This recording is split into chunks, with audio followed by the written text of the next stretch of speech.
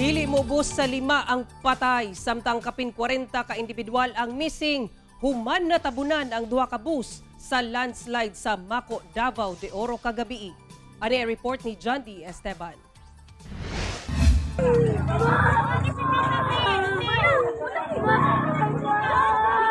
Nagkaguliyang ang mga residente sa Zone 1 Barangay Masarama, Davao de Oro dihang kalit na hugno ang yuta banda alas 7 kagabi. Sa interview sa GMA Regional TV 1 Mindanao kang MDRRMO Incident Management Team Information Officer Jacil Maitan, tulo daw kabas nga sakay ang mga empleyado sa Apex Mining Company ang miagi sa lugar ug pauli na unta dihang nahitabo ang pagdahili sa yuta ug 2 kabas ang natabunan. Kining lalaki naluwas sa landslide pero nasamdan ang iyang ulo human maigo sa nahulog nga bato. Swerte sab nga naluwas ning mga lalaki nga nagkalapok na ang naong ug lawas. Abi na magwa na gid part sa sulod sa basma. Gitabangan dayon sa mga residente o responders ang pag-rescue sa mga biktima gamit ang pala. Ang uban swerte nga tiil ray na lubong sa yuta. Thank you, Lord. Si boss, ano pagduga boss? Thank you, Lord.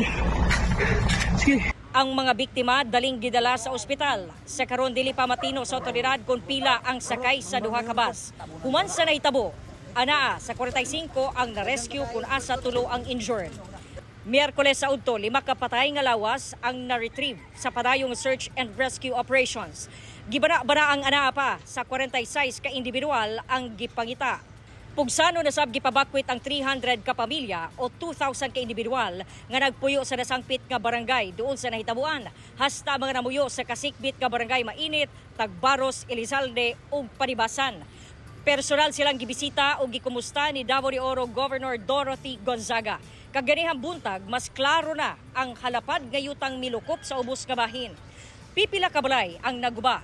Kadlawon dihang gipaundang ang rescue operation kay delikado ang lugar. Wala say kuryente ug signal. Buntag na dihang nag-resume kini. Gigamitan na og helicopter sa militar aron ma-transport ang mga samdan sa ospital. Naka-standby sab ang 14 ka military vehicle aron mutabang sa rescue operation. Actually, paibalo ang katawhan sa Davao de Oro na kalma lang kay the provincial government, other agency nagtinabangay para masulba dayon ang kaning rescue operations diya, ma-identify nato ang mga biktima o ang mga na-force evacuate ng pamilya. They are taken care by the provincial government.